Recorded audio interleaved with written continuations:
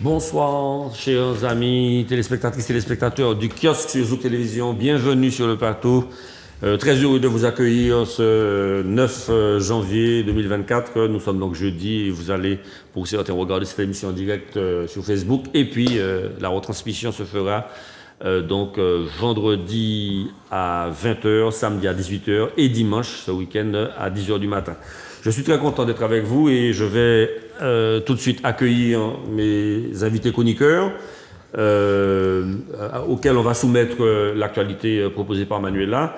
Donc j'accueille bien sûr Michel Branchi qui est fidèle au poste et qui va nous éclairer de sa lanterne communiste. Michel, bonjour. Comment vas-tu et quelle est ton actualité? Bon, alors nous sommes le 11 janvier 2024. Merci. Pourquoi je dis ça? Parce que ça fait 90 ans que André Aliker était retrouvé à Casse-Pilote avec une corde au cou, avec une pierre. Il avait été assassiné parce qu'il avait dénoncé dans justice un scandale à l'époque, un scandale politique, un scandale financier. L'homme le plus riche de la Martinique ne payait pas ses impôts. Et après différentes menaces, des pressions et même la suppression du financement du journal, finalement, Aliker a été assassiné. Et donc, c'est un symbole de l'information, en même temps de la lutte pour la vérité. Et puis en même temps, nous fêtons aussi aujourd'hui la disparition d'Armand Nicolas, qui est précisément celui qui a fait la biographie d'André Aliker, un petit livre qui s'appelle Le combat d'André Aliker. Et Armand Nicolas, qui, à part ça, a écrit sur le 22 mai 1848, et il a fait une histoire de la Martinique en 3 tomes, et il a expliqué qu'un peuple qui ne connaît pas son histoire et ne connaît pas son identité et ne peut pas exister. Donc nous lions ces deux hommages aujourd'hui. Je ne suis pas avec les camarades au cimetière de l'Alvé en ce moment, mais ils sont là. Et puis il y a un troisième camarade, c'est Claude Bougainville qui nous a quittés, qui est ancien journaliste de justice et qui a été président du club presse de la Martinique, qui a créé le prix André Aliker et qui a déjà été attribué à plusieurs journalistes pour des enquêtes d'investigation pour récompenser des journalistes courageux qui, notamment, il y a un journaliste qui s'appelle Rodolphe Lamy qui a fait une enquête sur la tour Lumina, comment ça a été financé, etc. Bon, par conséquent, voilà ce que je voulais dire. C'est un anniversaire, bien sûr. Pour que justice continue à exister, eh bien, nous appelons à ce que les Martiniquais s'abonnent à la presse écrite. On parlait tout à l'heure de l'information en off. La presse écrite permet de réfléchir, de penser. Surtout une presse écrite hebdomadaire, eh bien, on ne réagit pas à chaud avec des tweets sur des événements. On prend la peine de vérifier les faits, de les analyser et de les mettre en relation. Absolument. De les mettre en relation. Absolument, voilà. Tout à fait. Alors, merci pour cette introduction. L'opinion publique est formée en général par la presse écrite et contrairement à ce qu'on pense, les réseaux sociaux et toute espèce de véhicules j'ai envie de dire, de communication, de vulgarisation de la communication non étayée par des vérifications dont tu parlais, ne permet pas à cette opinion publique d'être construite. Jugement, valeur, conviction, c'est cela. Et sur ces bons mots, j'accueille donc Fred Lordino, un homme de conviction, que je suis très content de recevoir. Je disais tout à l'heure que même si nous n'avions pas souvent les mêmes idées, j'aimais sa manière d'expliquer les choses parce que nous étions toujours dans une cordialité, une franche camaraderie, mais aussi une volonté de démontrer et d'expliquer. Fred, merci d'être là. Bonjour, et ton actualité, c'est quoi? Merci de m'avoir invité. D'abord, je suis content d'être avec vous, de vous retrouver. Vous savez que je me considère comme le remplaçant de l'équipe, mais fait ce statut-là. Dans tout et puis football, ni les titulaires, et puis ni les remplaçants. Alors, je dit, les moments là, les autres mêlés, les autres péculiers, c'est ça qui fait. Donc, je vais saluer tous les téléspectateurs de Zouk en leur disant de m'excuser, puisque j'ai été prévenu assez tardivement. Bon, bref, moment là, et je n'ai pas eu le temps de préparer beaucoup. Mais j'espère qu'on en aura un échange libre, comme d'habitude, serein, martiniquais. Moi, je n'aurais passé un bon petit moment. Et puis les téléspectateurs surtout. Et triste, me dit bébé. Triste, mon Dieu. Le masculin ne l'emporte plus sur le féminin, vous le savez. Donc, mon actualité, c'est... je me joins naturellement à l'hommage de Michel autour de ces grands martiniquais, Pierre Aliquet, Armand Nicolas, et puis André. À la fin, je devais dire André Pierre, puisque nous n'avons pas les santé tout à l'heure. Pierre aussi, André Aliquet, et naturellement Claude Bourgainville, des gens qui investissent pour payer. Il faut nous dire ça, pas ni assez de monde. Il faut nous participer à des mouvements collectifs. Mon actualité, elle est toujours économique. D'ailleurs, je vais faire une proposition, je vous le dis ici, au patron de Zouk TV pour voir si on ne peut pas animer une émission économique stricto sensu sur des grands sujets économiques à une fréquence pour pouvoir faire qu'il y ait plus d'échanges, plus de débats autour des grandes questions économiques. C'est la question des entreprises, et je retrouve dans le journal Justice, dans la rubrique animée par Michel, qui parle de la situation des indicateurs du bâtiment et des travaux publics. Il y a une très forte baisse de l'activité déjà en Martinique qui va, hélas, se poursuivre en 2024. Vous avez vu le nombre extraordinaire de mises en redressement et de faillites d'entreprises. C'est affolant. Et là, je lis simplement la phrase écrite certainement par Michel. L'allongement des délais de paiement fragilise la trésorerie des entreprises. Donc aujourd'hui, il y a une urgente nécessité à ce que les collectivités, la principale d'entre elles, la collectivité territoriale de Martinique, paient les entreprises dans les délais, auquel cas qu'elles leur versent les intérêts moratoires et aussi les retenues de garantie. Il y a un président d'assemblée qui est un ancien banquier, je peux dire, c'est notre ami, il était lycée cherché ensemble avec nous, Raphaël, donc c'était Salibert, Lucien, qui était un ancien banquier, qui connaît ça et qui les agios, les entreprises et les artisans ne peuvent pas payer tout ça à jour pour les banques, et puis ils ne peuvent pas recevoir l'argent en temps et en heure. Donc, il y a là une mobilisation collective, on va parler de l'hôpital de Trinité plus tard, je crois, pour que les élus, les citoyens, les entreprises, tous les Martiniquais se mettent, ils mettent tête au même bonnet là, pour nous voir comment nous pouvons sauver des emplois en Martinique. Très bien. Merci Fred pour tes propos introductifs. Raphaël Séminor, bienvenue. Merci d'avoir abandonné la mairie de Fort-de-France quelque temps pour venir commenter l'actualité avec nous. Et je vais te demander comment tu vas et je vais te demander ton actualité également. Mais écoute, tu sais que c'est toujours un plaisir d'être là sur le plateau avec vous. D'abord, je vais saluer les téléspectatrices et les téléspectateurs. Vraiment commencer par les téléspectatrices, M. Fred. Voilà. Pour ne pas heurter mon ami Rita Bonheur. Rita Bonheur. C'est mon ami. Donc, mon actualité est tout simple. Elle est duale. D'abord, la mairie de Fort-de-France. Je vais vous expliquer pourquoi je vous en parle. Et puis, le parti progressiste martiniquais. Alors, c'est à des degrés d'implication divers. Je suis beaucoup plus impliqué à la mairie qu'au parti, puisque je n'exerce plus de responsabilité au parti. Je ne suis plus au comité national ni au bureau politique, par choix. Et la mairie de Fort-de-France, aujourd'hui, j'en parle tout simplement parce que ce matin ou hier matin, j'ai entendu le président de la Chambre régionale des comptes parler des problèmes des collectivités. Alors, Fred, tu as esquissé un petit peu la situation sur le plan de la relation avec les entreprises, enfin les acteurs économiques. C'est un problème extrêmement grave.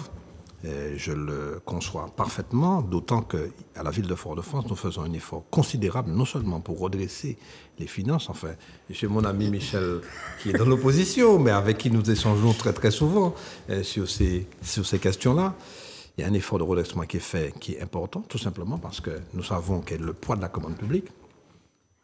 Sur un budget de 200 millions d'euros, la commande publique, en tout cas la relation avec les partenaires économiques est extrêmement importante, puisque évidemment nous avons besoin d'équiper le territoire de Fort-de-France, nous avons besoin d'apporter une meilleure situation, un meilleur confort à la population foyalaise.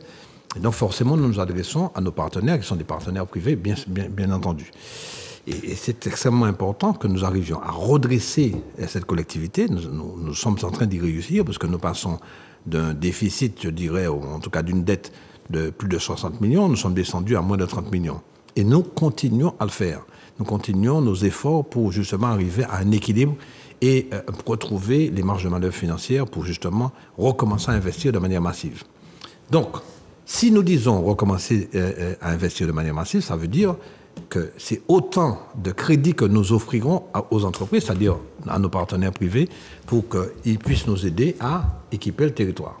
Donc ça, c'est mon actualité, parce que nous sommes en période budgétaire.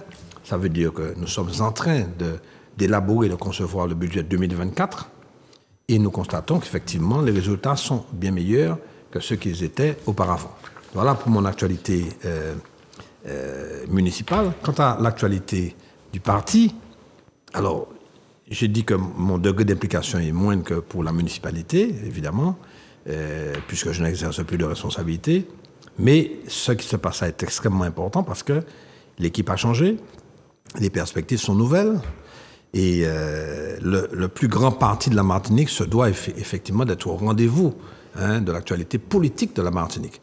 Je regarde Michel, il opine du chef, il l'admet, en effet. Donc, le redressement de ce parti est en cours, justement, parce que nous avions quelques inquiétudes. Et aujourd'hui, on peut dire que les choses sont sur les rails, on essaie de construire ensemble. Voilà. Très bien. Mon cher Charles, ce que je pouvais dire pour ce qui concerne mon actualité immédiate. Merci beaucoup, Raphaël. Et la tout charme et la tout intelligence. Béatrice Bellé, on est content de te recevoir, comme d'habitude. Une petite touche de féminité et puis de pétillance et d'impertinence parfois, qu'on accepte bien. Bienvenue, et puis donc comment vas-tu et quelle est ton actualité de la semaine? Eh bien, bonsoir à tous et bonsoir aux téléspectatrices et aux téléspectateurs. Alors moi, j'ai des petits coups de gueule à passer ce soir. Le premier m'emmène à redire ce que j'ai dit la semaine dernière en présentant notamment mes vœux à la population. Je crois qu'il faut que nous nous aimions nous-mêmes pour pouvoir construire mieux ce que pourrait être l'idée d'un peuple. Bon. Il y a un phénomène, notamment à l'hôpital, avec un certain nombre d'assistantes sociales, d'assistantes tout court, qui se moquent bien des conditions par lesquelles les personnes arrivent dans les hôpitaux au rendez-vous. Il y a énormément, malheureusement, de rendez-vous hôpitaux publics. Il y a malheureusement un certain nombre, parfois, pour des raisons diverses et variées, totalement légitimes. Le médecin est malade, il a eu un problème, il ne peut pas venir, il est en retard et tout ça. Il y a des annulations de rendez-vous. Bon, sauf qu'un grand nombre de personnes se retrouvent, et la semaine dernière, il y a eu une montée de bouclier quand même d'un certain nombre de patients. Les personnes se retrouvent face à un mur, c'est-à-dire qu'il n'y a rien.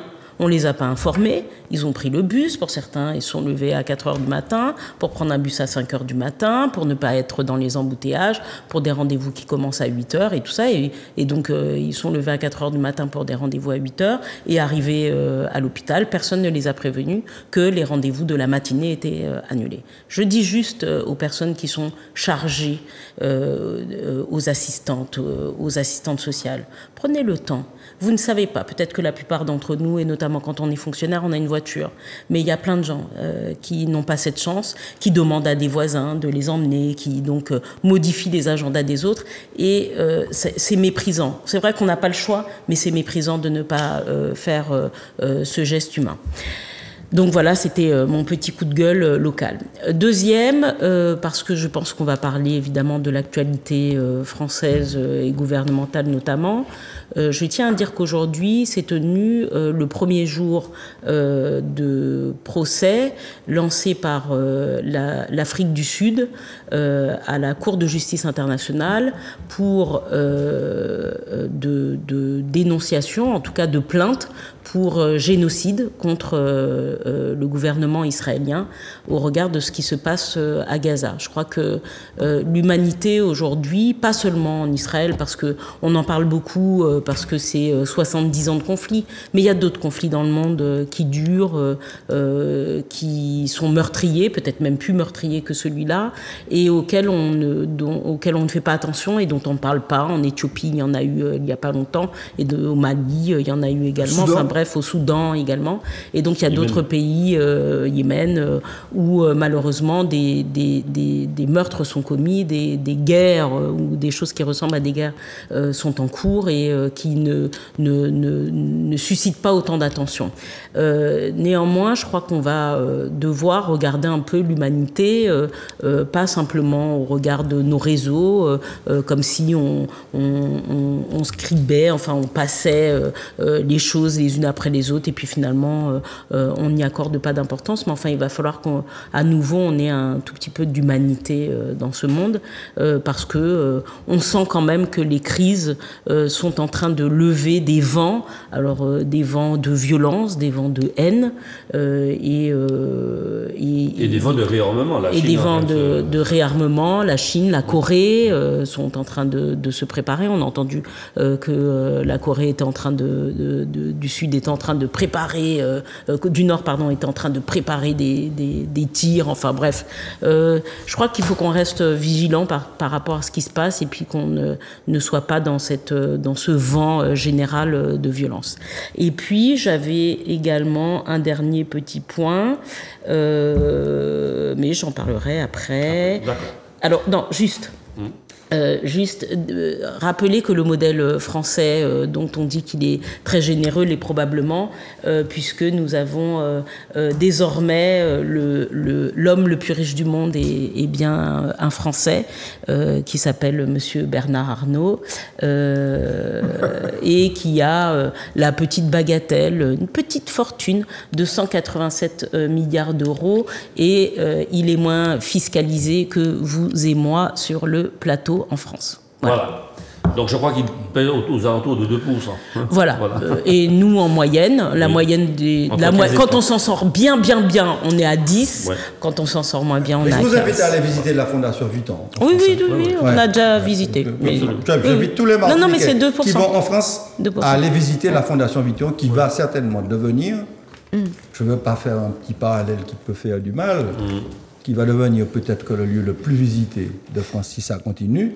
Ce sera comme l'habitation Clément, qui est le lieu visité, le lieu touristique le plus visité de Martinique. Je pense après les Salines quand même. Hein? Alors, après les Salines. Le lieu culturel. Le lieu culturel. Très bien. Okay? Très bien. D'accord. Alors, merci beaucoup pour ces introductions. Donc, absolument, je veux toujours vous écouter.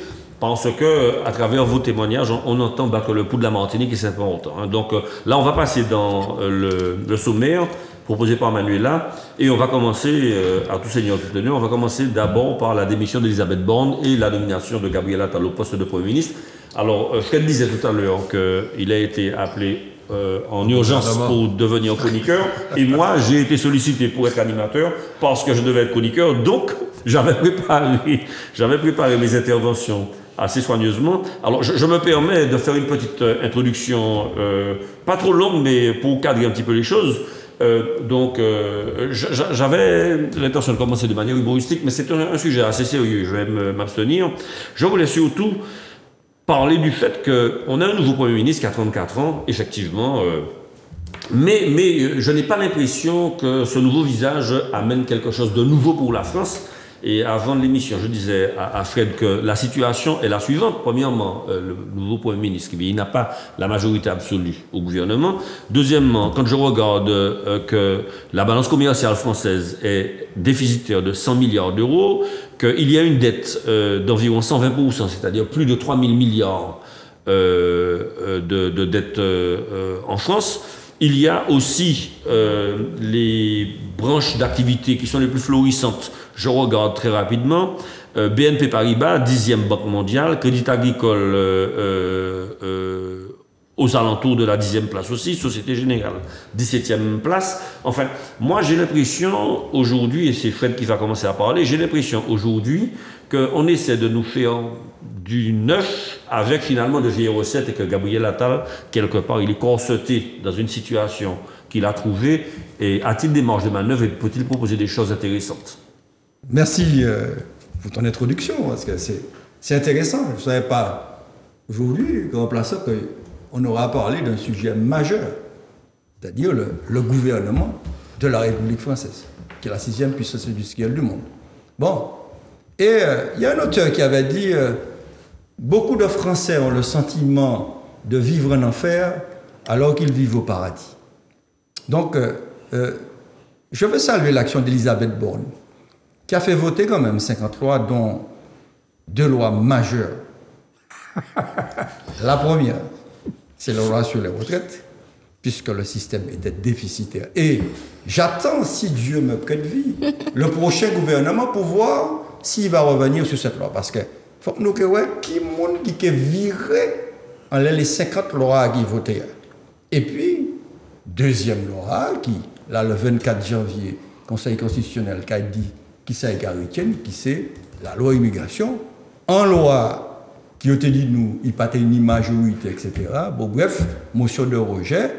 La gauche, comme on a crié moins, la gauche Djoldou, fait voter en motion de rejet, finalement, pour durcir ce texte-là, pour qui finalement est adopté à l'Assemblée nationale. Donc, Mme Borne, sans Mme Doubout, ICBPI. Mais, Charlot, le niveau de chômage n'a jamais été aussi bas depuis près de 20 ans en France.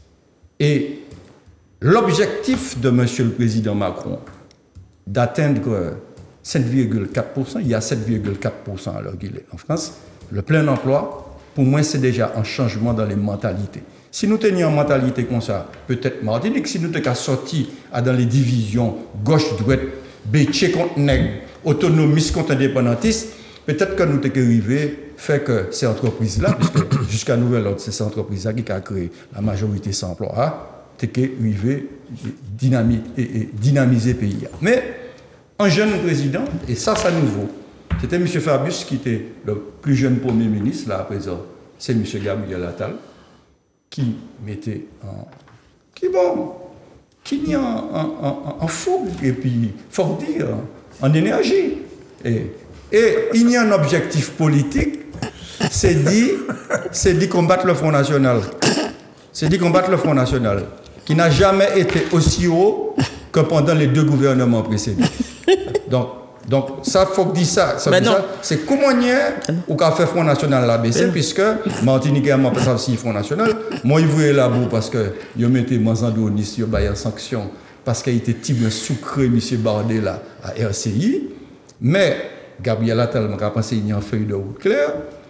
C'est dit d'abord, nous allons combattre le Front National qui va proposer des solutions, et puis nous allons aller vers des objectifs économiques que nous pouvons développer pendant l'échange là, notamment maintenir le cap sur le plein emploi et surtout baisser les impôts. Alors Raphaël m'a répondu anti-taquinerie. Arrêtez de hausser l'impôt foncier en laissant moi la Martinique. Il faut comprendre que nous, dans un problème de pouvoir d'achat, plus on a fait ces gens payer l'impôt, plus on a tiré le pouvoir d'achat en l'air. Donc, ça m'a dit, c'est que le moment arrivé pour ces gens Martinique là, c'est élu là, nous finissons payer taxes foncières, que nous baisser ces taxes-là. Il faut baisser l'octroi de mer là en certains produits, il faut baisser ces taxes-là. Donc, Gabriel Attal, qui est arrivé, et puis un projet, c'est-à-dire continuer ça que le président Macron a dit, mais surtout, il a fait politique. il a débauché des mondes de droite. Il débauché Mandati pour mettre le ministre de la Culture. Vous avez liste là comme moi-même, vous êtes venu ici, il mettez Marachida Dati, ministre de la Culture. Mais vous voyez qu'elle les a mis dehors. Donc, c'est-à-dire qu'il y a une stratégie politique derrière ça aussi, c'est d'affaiblir les républicains. Monsieur Nicolas Sarkozy, ancien président de la République, je sais qu'il a dit depuis plusieurs mois, la droite, si vous voulez être crédible en France, si vous voulez être à la traîne du Front National, il faut participer en grande alliance. Et puis, Emmanuel Macron. Bon. Alors, Michel, je me retourne vers toi parce que ma question était quand même orientée en politique et en économie. Et Fred de Lordino vient de faire un plaidoyer assez brillant. Je vais être assez court. Bon. Ah non, ne sois pas court, il faut contre-argumenter. Bon. Quoi que tes camarades vous suivent. Alors, je vais commencer comme lui. Je vais rendre hommage à Madame Elisabeth Borne. Ah bon? Oui.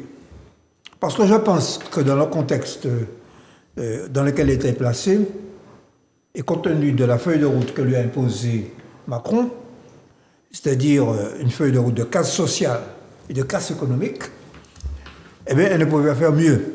Elle n'a pas de majorité, elle avait une majorité relative, et par conséquent, il fallait absolument allonger la durée des années de retraite, dont ne voulaient pas les Français, à 64 ans, et que 80% des Français ont manifesté contre.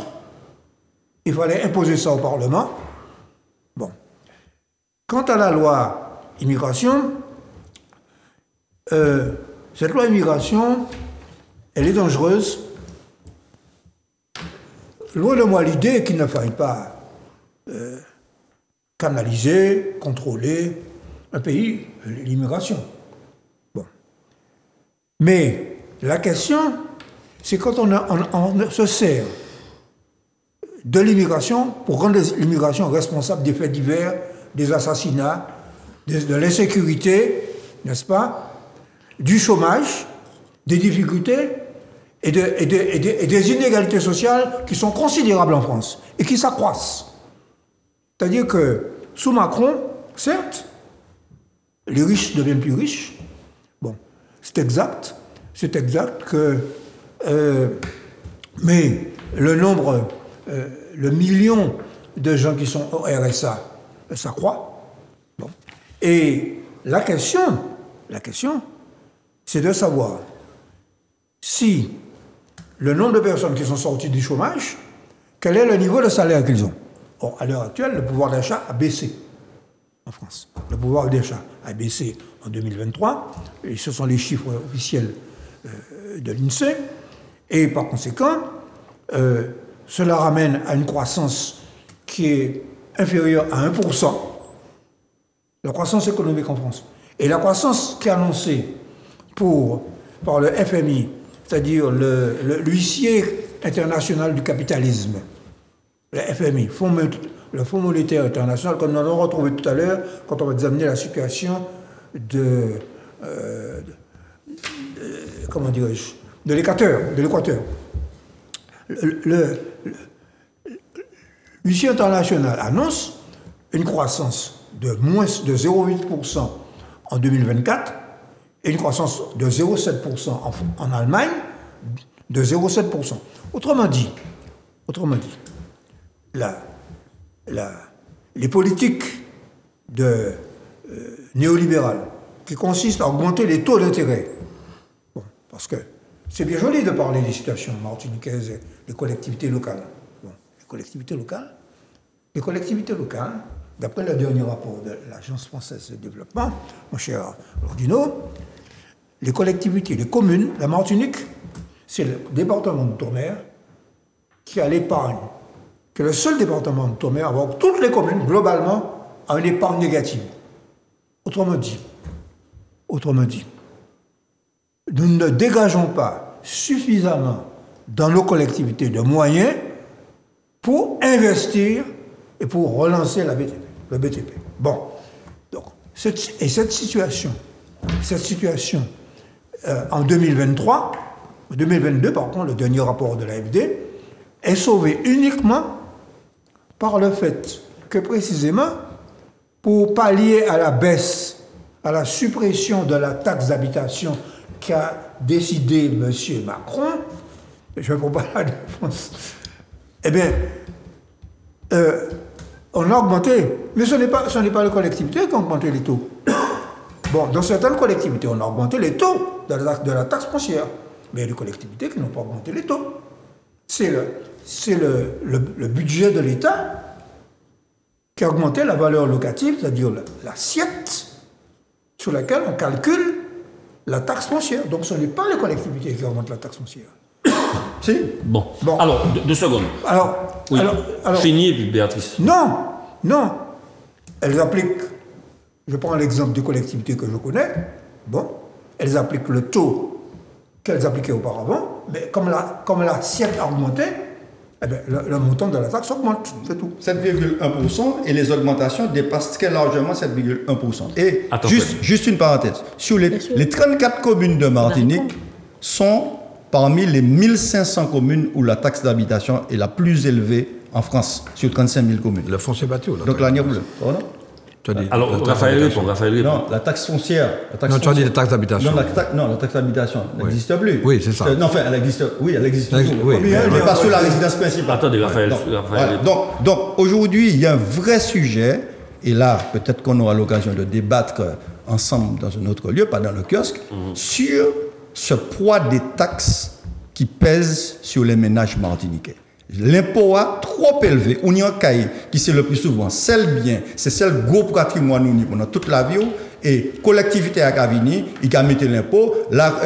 Ensuite, Cap Nord Cavini, il a mis Tibouan la taxe en l'air. Ensuite, on y le croix de mer. Non, Martinique, je pense que il est bon à présent. Et moi-même, Magadou, c'est qu'il faut arrêter de taxer les ménages martiniquais. Non, mais juste pour répondre à Fred, sur ce problème d'augmentation éventuelle possible de la taxe foncière, pour dire que de manière générale, quand tu observes bien, aucune commune n'augmente son taux de taxe. Et Michel a raison quand il dit, attention, le taux qui donc relève de la compétence et de la responsabilité de la commune, enfin des communes, ce taux-là ne bouge pas. Les taux pratiqués par les autres collectivités, c'est-à-dire les EPCI, enfin les Cap Nord, CACEM et machin, et Espace Sud, n'augmentent pas non plus. Ça veut dire que c'est le jeu arithmétique de l'augmentation de la valeur locative de ces biens-là qui augmente, et c'est par le truchement de l'État. Oui, Fred, c'est par le truchement de l'État. C'est dans la loi de finances. C'est de la loi de finances. Et ça augmente régulièrement d'année en année. Attends, il n'y a pas longtemps, moi, j'ai vérifié avis d'imposition pour la taxe foncière, et j'observais effectivement qu'il n'y avait aucune augmentation des collectivités. Mais simplement, la base augmente. Enfin, l'assiette, pardon. L'assiette augmente. Donc, tu vois, alors, on peut, en extrapolant un peu, dire que tu as peut-être raison en disant que peut-être faudrait-il diminuer sur le taux. Et c'est de la responsabilité de la commune ou de la collectivité de manière générale. Diminuer sur le taux pour redonner un peu plus de pouvoir d'achat aux citoyens. D'accord. Sauf que, n'oublie pas que toutes nos collectivités sont exsangues. Elles sont toutes exsangues. Y compris les EPCI, c'est-à-dire Cap Nord, CACEM et Espace Sud.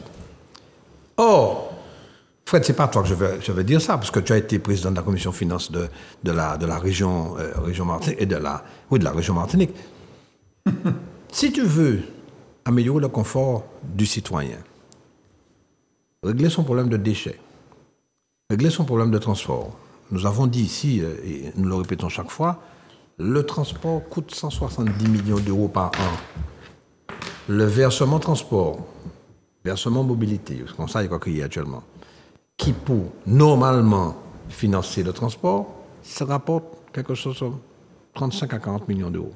Le restant, c'est que ça. Le restant, c'est où et puis moins qu'à payer. Hein. C'est où et puis moins. Alors que peut-être, où il y a l'auto, nous ne pas qu'à voyager par les transports en commun. Sur les carburants aussi. Tu comprends? C'est nous qui payons parce que c'est nous les contribuables qui payons. Donc tu comprends? Ce que je veux dire, c'est que si tu veux véritablement rendre responsable le citoyen, il faut qu'il sache qu'il faut qu'il paye pour tout ce qui concerne les services publics qui lui sont faits. SMTV, il a payé les 4 millions. Mais non, mais ça, c'est ça. Mais non, mais non, ça, c'est, tu sais, nous sommes sur l'écume des vagues. Non. Pas d'apparentité. je donne la parole à Béatrice, si vous voulez bien, parce que le sujet, c'est quand Alors, même... je veux revenir sur... Oui, voilà, s'il te plaît. Voilà. Oui, Béatrice. Vas-y. Non, vas-y. Alors, Béatrice, moi, ce que je voulais dire, par rapport aux interventions de Michel et de Fred, je voulais dire qu'aujourd'hui, le système de valeurs qu'on peut qualifier de solidarité, de service public, en fait, le système de valeurs traditionnel de la France, eh bien, j'ai l'impression qu'il n'est pas au cœur des systèmes des gouvernements de Macron. Et qu'est-ce que tu en penses Moi, je l'ai dit, Monsieur Macron et ses différents gouvernements ont enfin et définitivement fait la démonstration qu'ils sont de droite et de droite. Et j'aurais souhaité que tu répondes à Fred. De droite et de droite. De droite et de droite, mais il faut assumer. Vision ultralibérale, blablabla, casse sociale. Ah oui, les petits sont les profiteurs au gros boudin d'un système bien trop généreux et tout ça. Tout le monde pleure, l'entreprise pleure, mais c'est pas grave. On ne parle pas des bénéfices extraordinaires et historiques, des super profits et tout ça. Alors oui, c'est vrai, c'est les entreprises du CAC 40. Mais enfin, on se pose pas la question de savoir pourquoi justement les entreprises du CAC 40 et puis les gros comme celui que je viens de citer avec 187 milliards d'euros n'est pas taxé un peu plus que moi. Bon, voilà, c'est-à-dire que moi, pour 10 balles, j'en donne 8. Enfin, j'en donne... oui, voilà, d'accord. Et puis lui, il va en donner 2. Bon, mais c'est normal. C'est le ruissellement. Donc c'est la vision de Monsieur Macron. Si Monsieur Arnault est riche, on sera tous plus riches. Bon, la réalité, c'est oui, les écarts se creusent. Alors, sur ce qui est du génie, d'ailleurs, des chiffres, parce que j'aime bien Fred avec ses chiffres, il est génial, et puis son ton docte qui assène des vérités, c'est sympa, mais on peut faire pareil. Et du coup, on peut dire, ouh là là, mon Dieu, mais c'est quand même étrange. Ah oui, c'est vrai, le chômage n'a jamais été aussi bas. Mais étrangement, mon Dieu, qu'est-ce qu'on a comme apprenti maintenant ? Okay. N'oublions pas qu'il faut être un chef d'entreprise, c'est surtout ça. Qu'est-ce qu'on a comme apprentis? Et qui paye les apprentis? C'est vous et moi qui profitent des apprentis. C'est les entreprises bienveillantes qui apprennent un métier aux jeunes, n'est-ce pas? Qui ne les exploitent jamais par ailleurs. Mais enfin, même si on a de plus en plus de contentieux sur la question de l'apprentissage. Mais c'est pas grave. Avec le lycée professionnel qui ferme. Oui. Alors, n'est-ce pas?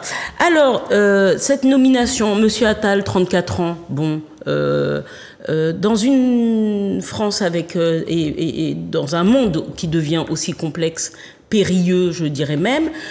C'est bien gentil d'aujourd'hui de prétexter qu'on va mettre en face d'ailleurs de Monsieur Bardella un jeune. En gros, ils disent dans la Macronie, mais Fred, c'est bizarre que Fred ne l'ait pas dit parce qu'il en fait partie, que c'est l'arme fatale contre Monsieur Bardella de l'extrême droite. Voilà. Et donc, il fallait un petit jeune et tout ça. Moi, j'estime que la France a certainement des défis assez massifs à relever. J'espère, je ne souhaite jamais que du bien d'ailleurs au gouvernement. J'espère que ça va bien se passer. J'espère qu'ils vont réussir des choses. On ne peut pas espérer qu'un pays s'écroule et tout ça dans lequel on vit. On ne peut jamais espérer ça. Bon, ce que je dis, par contre, ce sont des petits jeux là, politicards qui me semblent être dangereux. Parce qu'après avoir fait le marchepied de l'extrême droite, maintenant on dit qu'on sort soi-disant les bazookas. Bon, c'est ça les bazookas ? La Sarko Connection, c'est les bazookas? Parce que ce gouvernement, c'est un gouvernement de Sarko. On sort les violons, les trucs, les machins, mais on n'a jamais vu un truc aussi réac. Les meilleurs faits d'armes aujourd'hui de Monsieur Attal, c'est quoi? Ah, il a fait tout son début de mandat de ministre sur quoi? Il fallait supprimer la burqa. Bon, la baya. Hein. Alors, des millions d'enfants scolarisés, des millions à qui il manque des profs, dans des établissements pour certains pas chauffés, pour nous pas ventilés, avec un retard en matière d'éducation, une France classée parmi les bonnes dernières en Europe en matière sur tous les classements en matière d'apprentissage et tout ça. Mais ce qui est le plus important, c'est les 150 cas. Sur 10 millions d'enfants, 150 cas de petites nénettes qui se pointent avec un vêtement trop couvrant. C'était ça? Ah, et tout le monde a applaudi. Ok, super. Et puis l'autre truc, c'est l'uniforme. Youpi, il a parlé de l'uniforme et tout ça. Donc, mais il mettait en place. Parce que Monsieur Attal, c'est le gars de tous les débuts. Il débute, il se casse. Voilà, il s'en va. Il a 0 résultat, 0 bilan. Mais on espère tout de même qu'il va avoir un super bilan à la veille des élections, du coup, européennes. Et puis, ce gouvernement, donc, c'est aussi le gouvernement, alors, du réarmement civique. Ah bah oui, réarmement civique. C'était quoi? Il faut être exemplaire. Alors dedans, il y a quand même quelques ministres mis en examen. Mais c'est pas grave, ce sont des ministres. Les cols blancs, ils ont bien le droit d'être en examen et d'être qualifiés d'exemplaires. Donc Madame Dati, mise en examen, Sarko Connection. Donc ça n'a rien d'étonnant, faut pas oublier Fillon, il était mis en examen, s'est quand même présenté à la présidentielle. Donc Madame Dati va être ministre de la Culture alors qu'elle est mise en examen pour un truc particulièrement grave. Je m'arrête là, parce qu'en fait, j'ai plus de minutes. Et ma gorge se sèche tellement il y a des trucs à dire. Le nouveau gouvernement est en train de faire un choc émotionnel. Raphaël va nous faire son analyse. Je serai rapide, parce que de toute façon, on a déjà beaucoup dit. Et pour dire qu'effectivement, c'est l'interdiction de l'abaya qui a fait la réputation de notre cher ami Attal. Ça nous interroge sur l'état de la France. Il avait été ministre des Comptes publics aussi.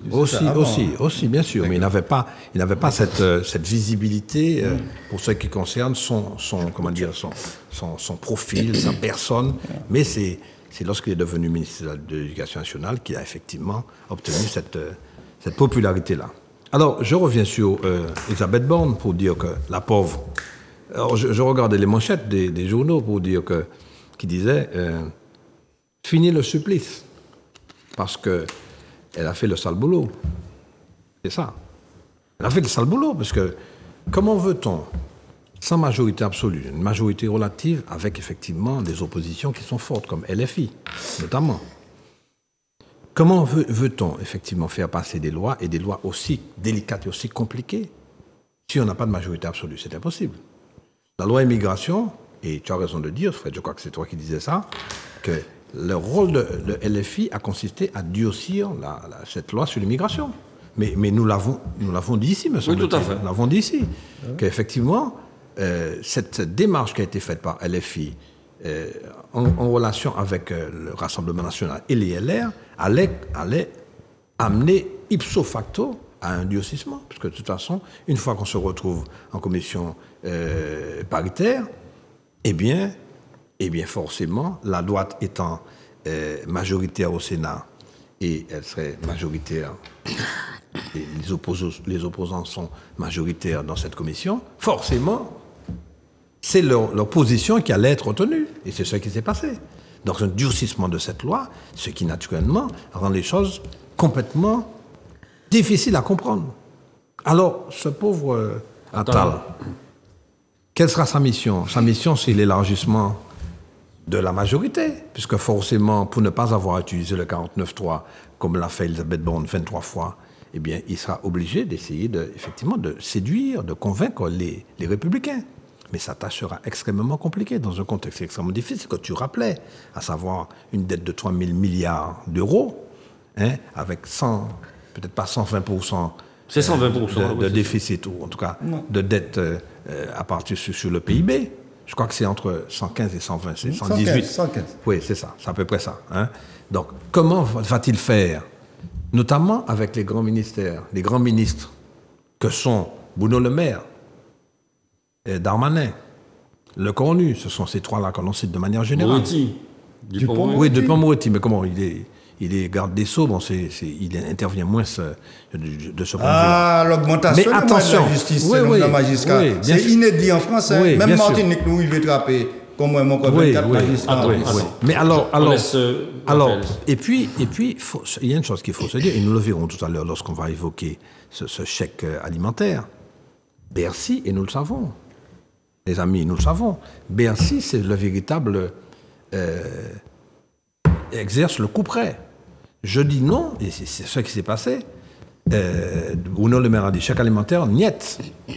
Et Macron a eu beau dire oui, je m'engage, il n'a pas réussi à convaincre Bercy de ce que il fallait effectivement qu'on mette en place ce chèque alimentaire. Mais on va en discuter tout à l'heure. On va en discuter. Donc, ce que je veux dire, c'est que là encore, je vais conclure. Là encore, la tâche sera extrêmement compliquée pour Gabriel Attal, extrêmement compliquée. Et je me réserve parce que je n'ai pas encore vu le ministre des Outre-mer. C'est le même. C'est le même. C'est le même. Ah bon? Bah oui. Darmanin. Non, je parle du ministre... Délégué. Le délégué, mais oui, mais bien sûr. Le secrétaire. Celui qui va au charbon. Mais non. Délégué. Pas Caranco, mais non. Caranco, c'était l'ancien. Vigier, Philippe Vigier. Avec un peu de chance, il sera viré, celui-là. Donc, en plus, en plus, il voulait pas revenir. Ah bah ouf. Donc, qui va... Non, mais nous, Martinique, nous ne pouvons même pas les vice-ministres. Mais qui va... Attends, Fred. Qui va... Oui, mais qui va les tout ministres. Oui, tout à fait. Nous, Martinique, nous avons dit nous pas participer à la... Bon, ça, c'est notre bagaille. Mais qui va-t-on nous mettre? Et pour quelle politique? Nous savons que nous avons exprimé un certain nombre de choses. Le SIOM, c'est un engagement de 71 mesures qui ont été mises sur la table. Qu'est-ce qu'on va en faire? Rien. Non. Bon, alors justement, toi, Béatrice, tu dis rien. Alors donc je veux juger Gabriel. Attendez, messieurs, dames, je veux juger Gabriel Attal sur ce qu'il va nous proposer au titre du SIOM, c'est-à-dire au titre des engagements, et pas seulement ça. N'oublions pas qu'il y a une loi, la loi IROM, égalité réelle outre-mer. Non financée, à l'époque qui était faite. Non financée, non financée, qui date de 2017, qui a été mis en place en 2019. Jusqu'à 2039, etc.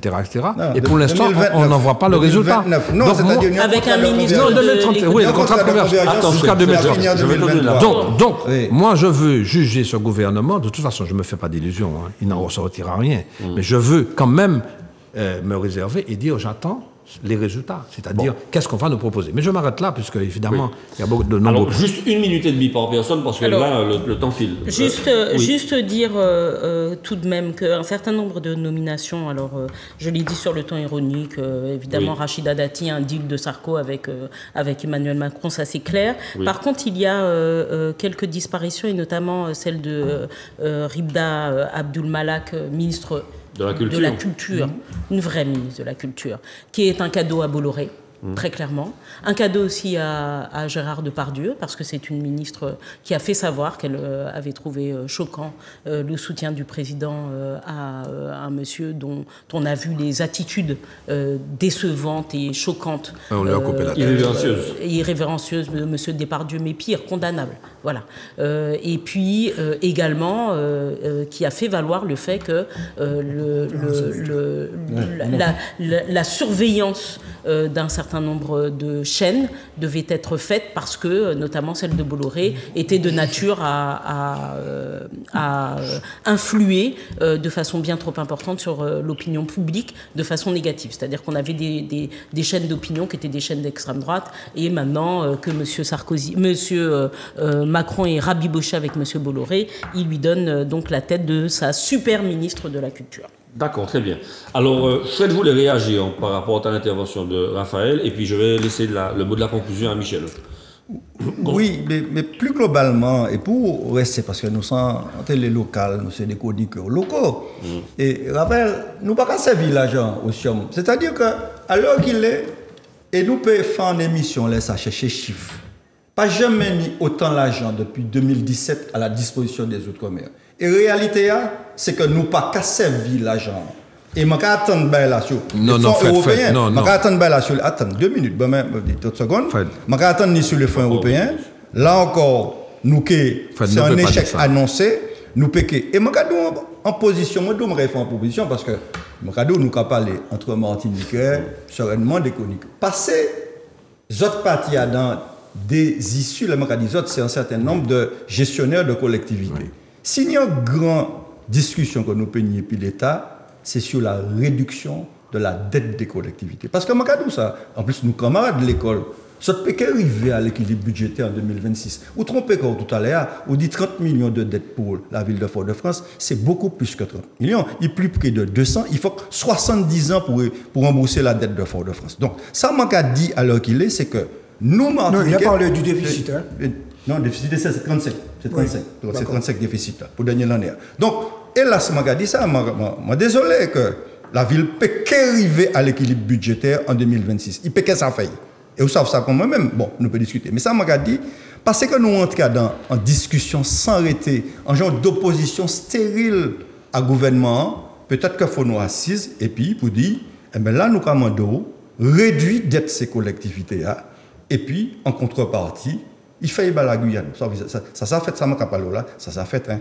Donc, pour nous payer ça, ouais, comment on est, et Michel dit ça, nous pouvons essayer de relancer l'investissement Martinique parce que le poids d'être là trop élevé. Mais, et c'est là, Magadou, qu'il faut arrêter, mettre l'impôt en les Martiniquais pour rembourser dette pendant des années et puis piquer ni investissement. Merci, donc, merci. Ni position. Attends, non, Michel, ce que dit Fred est intéressant, mais ne faut-il pas ralentir le fonctionnement pour dégager des marges d'investissement?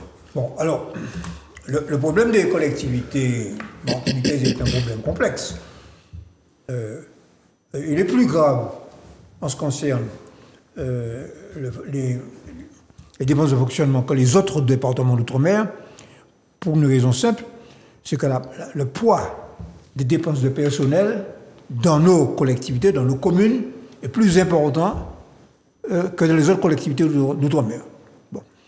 Mais ceci dit, c'est aussi le reliquat, les conséquences d'une situation sociale dont nous avons hérité à un moment donné, dans les années 60-70, où la Martinique a eu une situation d'économie sucrière, de désindustrialisation. Exactement. De désindustrialisation beaucoup plus forte qu'en Guadeloupe et à La Réunion, et qu'il a fallu compenser, il a fallu absorber. Bon. Alors, le problème, c'est qu'il faut progressivement, et c'est ça auquel la Chambre régionale des comptes veille, il faut que progressivement qu'on adopte des modes de fonctionnement plus vertueux. Autrement dit, autant que possible de ne pas remplacer tous ceux qui partent à la retraite, disons un sur deux. Bon, très bien. Bon, alors ceci dit, je reviens sur la question des impôts. En face des dépenses, il y a des services publics. Je prends l'exemple des CCAS. Pas toujours. Bon. S'il n'y avait pas les CCAS... Caisse communale d'action sociale. Centre communal d'action sociale. Eh bien, la Martinique, pendant la période Covid, aurait plongé. Ce sont les CCAS, soutenus à l'époque par la CTM, qui ont permis à la Martinique de passer 2020, 2021 et 2022, regardez les chiffres de l'IEDOM, bon, et qui a permis à la Martinique d'être résiliente. Explique la résilience. Résilience, ça veut dire que le nombre capacité de rebondir, ouais. Et que maintenant... De résister au choc. Maintenant, nous avons augmenté le nombre de travailleurs salariés en Martinique. D'accord. Bon, donc, et je me dois de répondre à Fred, que l'économie de la Martinique, ce n'est pas seulement les entreprises, ce sont les travailleurs, ce sont les salariés. Et c'est le service public. Et la force de travail, et les services publics. Bon, très bien. Et puis, alors, pour terminer, ce n'est pas une question... Le dynamisme de la politique n'est pas une question d'âge. C'est une question de volonté et d'idéologie. On peut être jeune et être réactionnaire. Tout à fait, bien sûr. Et on peut être âgé et être progressiste. Bon, très bien. Permets-moi de dire deux mots pour dire à Fred qu'il se trompe sur les chiffres. Oui. Et qu'il se trompe sur les perspectives. L'autre dit non, nous avons été 70 ans pour nous retrouver l'équilibre. C'est faux. C'est faux. Parce qu'en 3 ans. Ne réponds pas. En 3 ans, nous avons réussi à diminuer de moitié la dette ou le déficit de la ville. Et en plus, moi, ce que je veux dire, je serai rapide. On ne peut pas compter sur l'État. Pour une raison très simple, c'est que l'État n'a plus d'argent. Il n'y a pas de l'argent. 3 000 milliards. Il n'y a pas de l'argent encore. C'est fini ça. Il faut aller chercher dans les poches de lorsque tu vois, mais Fred connaît ça. Lorsque tu vois une dotation globale de fonctionnement qui diminue d'année en année, la dotation servie par l'État aux collectivités, qui diminue d'année en année. Moi, tu sais, j'étais directeur général de services municipaux pendant 25 ans. Dans les années 90, je voyais cette DGF, la dotation de l'État aux collectivités, pour que les téléspectatrices et les spectateurs comprennent, qui augmentait de 8 à 9% l'an. Actuellement, il a diminué. L'État n'a pas de l'argent, vraiment. Bon, c'est tout. On arrête là. On arrête. Deuxième thème, parce que, alors, je vous explique. Il nous reste très exactement 20 minutes pour les autres thèmes. Donc, je vais vous demander une intervention d'1 minute par thème, par personne. Sinon, on va pas terminer. Tu as raison. Alors, voilà. Donc, la reconstruction de l'hôpital de Trinité, Béatrice, je te regarde, quel est ton point de vue là-dessus? Par contre, là, je n'ai pas fait mon travail scolaire, je ne sais pas du tout de quoi il s'agit. Alors, juste que la directrice de l'ARS, la directrice générale de l'ARS, a fait savoir qu'il y avait vraisemblablement des observations utiles ou en tout cas des réserves utiles à avoir sur l'implantation. Le lieu d'implantation. Avec vraisemblablement, j'ai pas eu toutes les infos, hein, je vous le dis, avec vraisemblablement des sources qui passeraient sous le terrain en question, une déclivité, donc un terrain qui est légèrement en pente et qui poserait problème quand même dans la nouvelle architecture souhaitée du site d'implantation de Trinité et tout ça. Bon, montée de bouclier, puisque la ville de Trinité avait laissé ce grand terrain depuis des années à disposition de la reconstruction de l'hôpital, mais il n'a pas été dit que le projet de reconstruction était abandonné. Je crois c'est ce qu'il faut retenir. Un foncier qui va pas servir à ce pourquoi on a gardé depuis 15 ans, c'est pas machin. Si ça fait trop d'argent de dépenser, et si on peut trouver un meilleur lieu pour que les Martiniquais soient encore mieux soignés, qui va prendre moins de temps et qui va dépenser moins d'argent, je pense que ça peut être positif. Mais je n'ai pas tous les éléments de dossier. C'est mon avis de béotienne avec les éléments que j'ai glané. D'accord, très bien. Raphaël, un mot là-dessus. Une minute aussi. Un mot rapide. Moi, je suis extrêmement surpris de ce qui se passe là. À savoir, la ville met à ma disposition un terrain. Il met ce terrain en affectation pour, effectivement, la reconstruction de l'hôpital de Trinité. La première chose que les acteurs font, les architectes connaissent ça, on fait une étude de sol. Sondage, ouais. Et on fait une étude topographique. Et à ce moment-là, on a tous les éléments pour construire le projet. 15 ou 19 ans, je ne sais pas, en tout cas c'est longtemps après, ça fait longtemps que la ville a mis à disposition ce terrain. On ne peut pas venir dire, attention, il y a une source par là, il y a une déclivité trop importante, etc., etc. Il y a un dysfonctionnement qui devrait être repéré là. Ce n'est pas possible. Et moi je dis, si l'ARS dit ça, c'est parce que, là encore, les crédits ne sont pas suffisamment en place pour pouvoir réaliser cette opération et qu'on fait du dilatoire.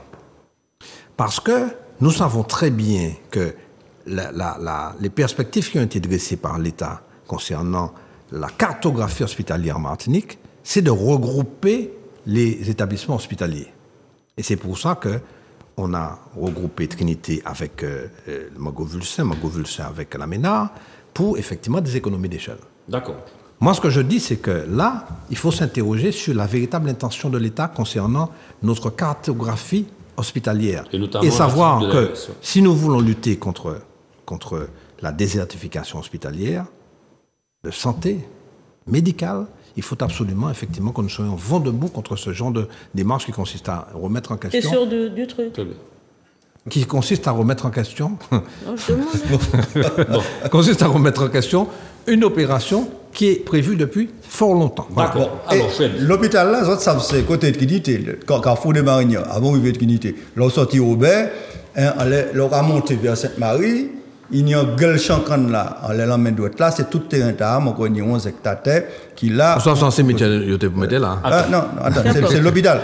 Mais justement, Raphaël, je vais faire une petite parenthèse, on est obligé de mettre 30 secondes parce que, mais nous pas nicher Madame Ménagement territorial. C'est ça, m'a dit. Nous, Martinique, nous mettons en place. En CTM, nous en 2024, pays a pas niché Madame Ménagement territorial. C'est faute nous, c'est pas faute l'État. Bon, bref, nous que faire notre exhibition là ça. Ah, mon d'accord pour l'État. Ça c'est pas faute l'État. C'est pas faute l'État si pas niché Madame. Je le dis tout le temps. C'est pas faute l'État. C'est faute les élus martiniquais. Absolument.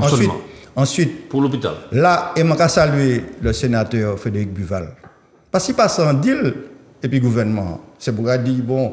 Vini, on dit dans le groupe là, Raphaël m'a parlé blessé Bobo. Vini, on dit dans le groupe là, rentrez puis nous qu'à mettre sujet sur le tapis. Et donc, sénateur Buval qui a montré nous qu'il y a au combat. Et il dit comme ça que sous agit vite, en 2026, nous avons commencé l'hôpital là. Donc là, si il y a un surcoût qu'il y ait, parce que probablement c'est en question de topographie.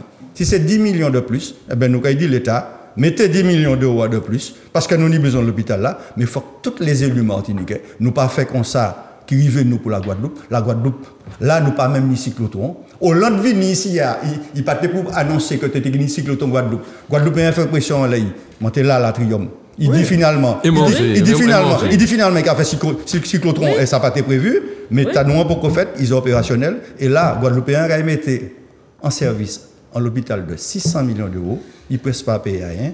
Et nous, Martiniquais, qu'est-ce que nous avons fait? Nous avons pris un petit avion et un petit bateau nous pour nous aller à l'hôpital Guadeloupe. Bon, Michel. Non, mais bon. Ton point de vue là-dessus? Mon point de vue, on coupe un peu celui de Béatrice, c'est que dans ces dossiers-là, tant qu'on n'a pas les éléments factuels, bon, on peut s'étonner, peut-être que c'est maintenant. Mais si effectivement, il y a un problème d'éclivité, qu'il y a un problème de source, un problème de stabilité, et que ça provoque un surcoût, le problème, c'est que, et comme j'ai entendu le sénateur Buval dire qu'il avait eu un entretien avec la directrice de l'ARS et qu'il allait se concerter.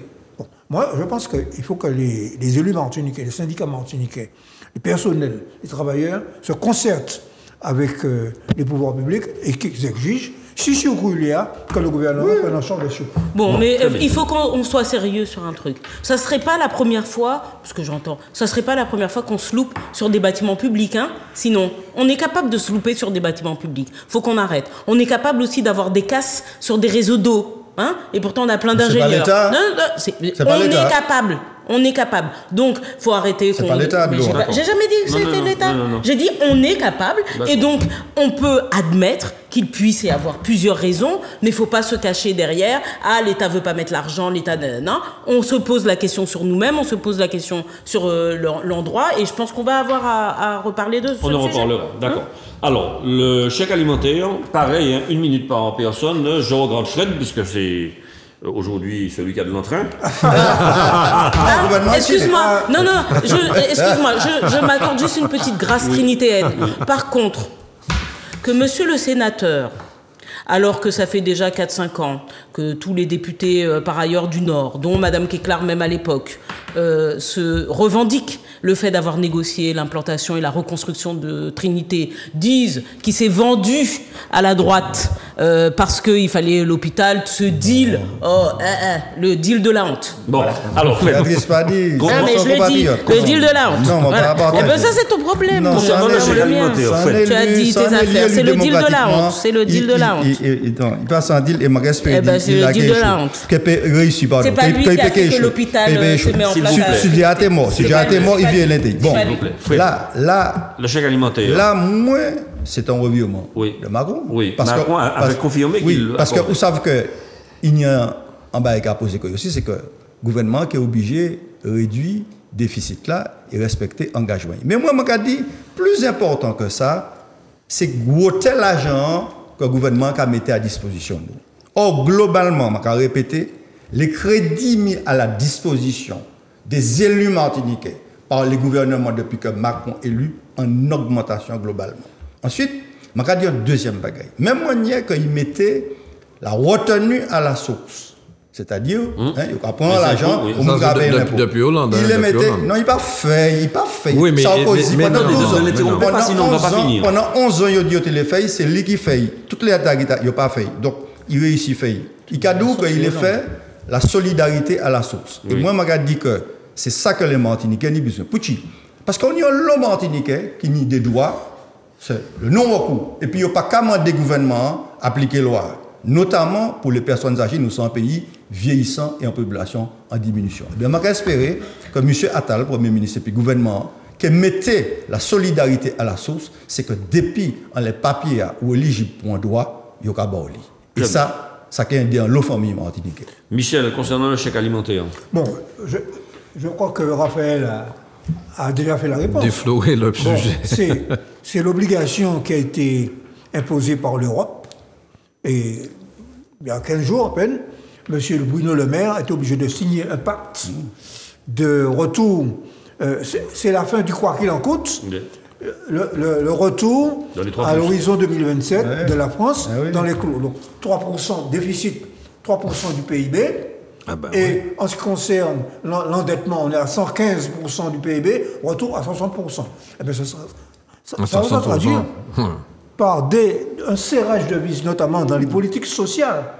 Mais oui, ça peut émigrer, les vignes. C'est ça. Mais non, Fred, quand même, non, soyons pas disciplinés. Tu émigrer à l'événement, ouais. Je termine. La réalité, c'est que M. Bruno Le Maire, pendant que M. Attal va amuser la galerie, M. Bruno Le Maire va serrer la vis. Bien sûr. Il va serrer la vis, et Attal sera obligé d'utiliser le 49.3 pour le prochain budget. C'est le maître du jeu. Très rapidement. Alors, Monsieur le maire a enterré ce fameux chèque qui avait vocation à aider les Français au regard de la hausse des prix de l'alimentation, pour la simple et bonne raison que Monsieur le maire est incapable jusqu'à maintenant, et les négociations sont en cours, est incapable aujourd'hui dans une situation particulière, alors que tout le monde sait qu'il y a une grosse partie des industriels qui se font du gras, je l'ai dit la dernière fois, de la couenne, sur une situation de crise, d'accord. Il est incapable, sur un certain nombre de choses, de faire réellement ce que nous avons réussi à faire en partie ici, c'est-à-dire le bouclier qualité-prix, c'est-à-dire à un moment, limiter la hausse des prix de l'alimentation. Et donc, ce qui était décidé, c'est on laisse les industriels augmenter leurs prix et se gaver, et on fait la solidarité nationale, payer le prix du gavage. C'est ça le système macroniste ultralibéral. Très bien. Raphaël, tu avais déjà annoncé la réponse. Oui, n'oublions pas que c'est la Convention citoyenne pour le climat, c'est lors de ces réunions et que l'idée du chèque alimentaire est sortie. Oui. Et Macron a repris ça lors de sa campagne électorale de 2022. Bon. Il l'a repris, mais il dit tout le temps, mais comme je disais tout à l'heure, c'est le maître du jeu, c'est Bercy, c'est-à-dire Bruno Le Maire. N'oublions pas que le Sénat avait déjà, lors des derniers mois, là, lorsque les Restos du Cœur ont vociféré en disant « il nous manque des moyens », les Restos du Cœur sont le prolongement de l'action gouvernementale, je le rappelle. Le Sénat avait voté quoi? Le Sénat avait voté 30 millions d'euros. Et qu'est-ce que Bercy a fait? Bercy a raboté, par le biais de la CMP, la commission mixte paritaire, il a raboté de 10 millions. Enfin, tout ça. Oui, oui. Bon. Donc ça veut dire que le maître du jeu, c'est bien Bercy. Et Michel, tu as raison de dire que on revient dans les critères de convergence européens. On veut diminuer au maximum. Et c'est pour ça qu'on avait demandé aux collectivités de participer à la réduction des dépenses publiques. Tu te rappelles? C'est pas un gros qui m'a dit ça. Non, mais justement, depuis Hollande.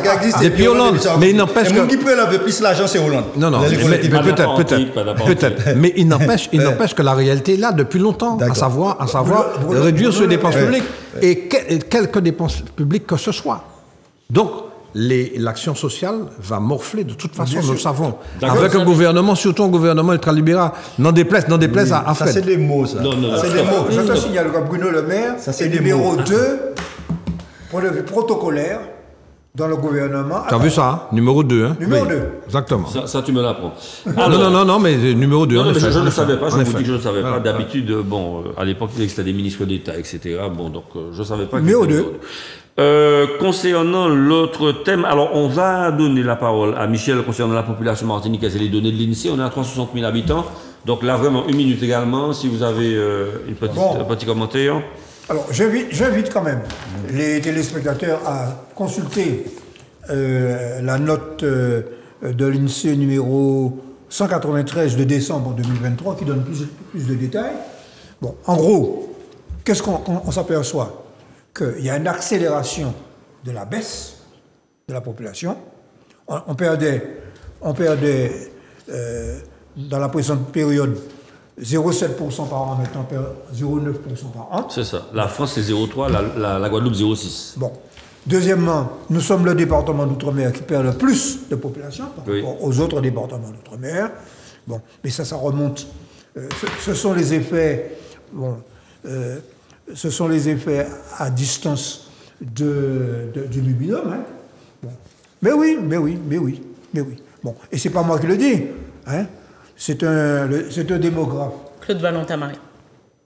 C'est un démographe, le plus grand démographe français qui a établi, et notamment il a fait une autre étude que vous invite à étude, c'est MFV, Migration, Famille, Vieillissement. Il a fait une étude qui est parue en juin la deuxième étude sur ce sujet en juin 2023. Donc, la population baisse à Fort-de-France, elle baisse dans la plupart des communes. Donc, voici la situation. Il y a un peu du où ça stagne. Voilà. Donc, alors, la conclusion principale de cela, c'est que le vieillissement de la population va peser sur les collectivités, la CTM, notamment l'APA, l'allocation aux personnes âgées. Pour l'autonomie des personnes âgées. Bon. Et puis, elle va peser sur les CCAS. Et elle va peser surtout, là, pour la première fois, l'IEDOM a sorti un autre document où on va peser sur la croissance économique. Absolument. Alors, justement... La demande... bon, il faut se rappeler les enseignements de John Maynard Keynes. Ah bon tiens. Mais oui, l'économiste qui a révolutionné... Socialiste, il est socialiste. Oui, Keynes bien sûr, c'est l'État-providence. En 1930.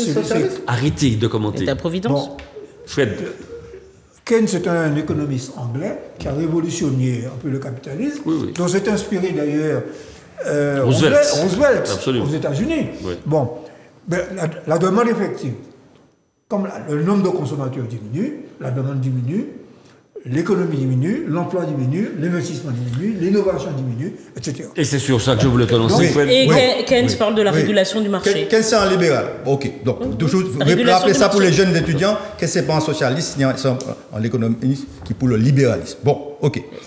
Là, moi d'accord épisode, Michel, on y chiffre là pas pour 2024, à mon papier là, c'est 2021, mais nous à 354 000 là, nous descendons qu'on dit à 347. Rapidement.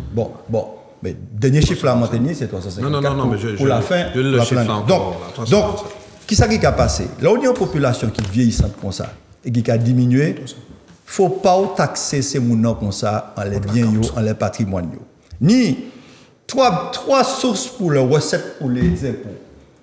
C'est revenu, l'impôt sur le revenu, l'impôt sur le patrimoine et puis l'impôt sur la consommation. Eh bien, moi, je dis très clairement que la politique macroniste là, il est bon pour nous. Il a baissé l'impôt sur le revenu. T'as moyen de baisser, t'as autres la baissé aussi, parce que ça, c'est les chiffres qui a dit ça. Il baisse pour la majorité des Martiniquais. Ensuite, je dis qu'il faut baisser les impôts de consommation, notamment la politique fiscale de Code Berla. Et je vais répéter, il faut baisser ces taux en les plusieurs produits. Pour produire à moins cher, c'est l'une des pistes. Enfin, il faut arrêter de taxer le patrimoine de ces Martiniquais. Les gens qui luttent toute la vie pour travailler en caille, arrêter de bailler l'impôt, arrêter manger en les têtes ces gens parce que l'argent là il peut prendre pour réparer Kaili, pour faire travaux d'amélioration, pour faire notamment la mutation écologique. Mais oui, ça peut être choquer les gens, mais moi je dis que si les gens qui ont le petit retraite 65 000 retraités Martinique qui ont comme revenu moyen 650 €. Donc je dis que si vous n'avez pas un bagage qui fait sur les revenus parce que nous pouvons regarder les chiffres là, les gens qui ont augmenté le plus les petites retraites, c'est les gens qui sont élus président de la République en 2017 et en 2022. Voilà, je donne la parole à Béatrice. Oui, juste, non, mais il faut qu'on fasse attention à tout ça. Faut pas être dans le dogme. Alors, Keynes, État-providence, arrête avec ton truc. Il faut État-providence. Oui. En période de crise, l'État doit intervenir dans l'économie, point très. Bon, voilà, bon. C'est un économiste interventionniste qui sent libéral. État-providence. K-E-Y-N-E-S, messieurs, dames, allez voir État-providence, ce que c'est. C'est le porteur de l'État-providence. Bon, qu'importe. Réellement... la question sur la population. Sur la population, évidemment qu'on a un problème d'attractivité. En même temps, on a aussi un souci, peut-être même des questions à se poser. Nous sommes l'un des territoires, alors comparaison n'est pas raison, je ne veux pas qu'on se compare toujours à la France et tout ça, ou à d'autres, mais quand on regarde les États de la Caraïbe, nous sommes très peuplés, en fait. On a une densité de population. On a une densité de population, donc le nombre d'habitants par rapport à la taille du territoire, qui est assez... 340 habitants par 314 habitants, me semble-t-il, par kilomètre carré. C'est plus ah, d'accord. Il y a 1000 km, 340 habitants. Ok. Il faut se poser la question, mais encore une fois, on l'a déjà dit ici, et c'est pour ça que Claude Valentin-Marie alarme depuis longtemps et alerte depuis longtemps. La question de la démographie, ça se règle pas en 5 ans. Voilà, c'est 30 ans. C'est des mouvements de 30 ans. Ce qui veut dire que là, de toute façon, on a raté le coche. On peut faire toutes les politiques qu'on veut maintenant. Les effets, ça se trouve, nous, on les verra pas tout de suite. Nous, on les verra peut-être pas. Peut-être qu'ils a mort. Voilà. Nous, peut-être qu'ils a mort lorsque les effets positifs vont se faire valoir. Parce qu'il faut 30 ans pour qu'une politique démographique commence à fournir des effets. Et quand Michel dit le bumidum, oui, parce que quand vous avez toute une population féconde qui s'en va, comme c'est encore le cas maintenant, qu'est-ce que vous croyez? Quand les gamines, elles partent au bac à 18, 19 ans, et qu'après le bac, elles vont faire des études, et qu'elles tombent amoureuses, je l'ai dit, notre problème en Martinique, c'est l'amour. Les gens tombent amoureux en dehors de la Martinique, ils fondent leur foyer en dehors de la Martinique, et donc les femmes fécondes qui peuvent donc avoir des enfants, elles sont en dehors de la Martinique. Voilà. Et donc il faut, d'ailleurs il faut axer. Elle tombe amoureuse. Eh ben oui. Et donc il faut, elle tombe. Voilà. Et donc il faut axer. D'ailleurs il faut donc axer les politiques de retour sur les femmes. Encore une fois, nous sommes la solution à tout. Attendez, juste 2 secondes. Là, elles font plus d'études en plus. Michel m'a donné un document, donc l'évolution annuelle moyenne par commune, c'est très intéressant. Il y a 4 communes qui se maintiennent. Saint-Esprit à 0,1%, Sainte-Anne, Casse-Pilote et Mont-Levier. Sinon, toutes les communes descendent. Oui, il y a 4 communes qui se maintiennent, je te donne le document. Il me semble qu'il y avait du COS. Et puis Raphaël va donner son commentaire sur la population de la Martinique. Alors, pour dire... Encore 12 minutes, donc s'il vous plaît. 12 minutes. Pour dire que je suis absolument d'accord avec ce que sa sœur a dit Michel et Béatrice sur le bumidum, mais la bien-pensance sachante de ce pays estime que ce n'est pas vrai. Mais c'est... J'aime beaucoup bien-pensance sachante. Oui, bien, il y a qui boucle de droite. Il y a qui boucle de droite, cadeau ça. Alors que c'est une réalité. Béatrice vient de le dire, je ne vais pas le redire. C'est vrai que cette population qui est partie, qui a été expatriée, qui ne revient pas, ils ont essayé de venir à la retraite, mais bon, ils repartent parce que, bon, ils ont perdu les repères. Eh bien, c'est une réalité que ce bumidum a, rendu exsangue notre pays. Bon, ça c'est la première chose. Une politique colonialiste. Colonialiste, exactement. La seconde que je veux dire, c'est qu'aujourd'hui, normalement, nous devrions être 400 000. Oui. C'est ce que disait l'INSEE il y a 20 ans. Nous aurions dû être 400 000. Nous perdons 4 500 habitants par an depuis 20 ans. Cependant, le problème qui se pose, le problème de fond qui se pose, c'est quoi? C'est le problème du développement économique. Quand je dis que la France n'a plus d'argent, c'est une réalité. Si nous comptons la France pour pouvoir développer comme nous prions ça. Il faut rompre avec la politique de l'exclusif avec la France. Nous avons 70% de nos échanges, 70% et plus, qui se font avec la France.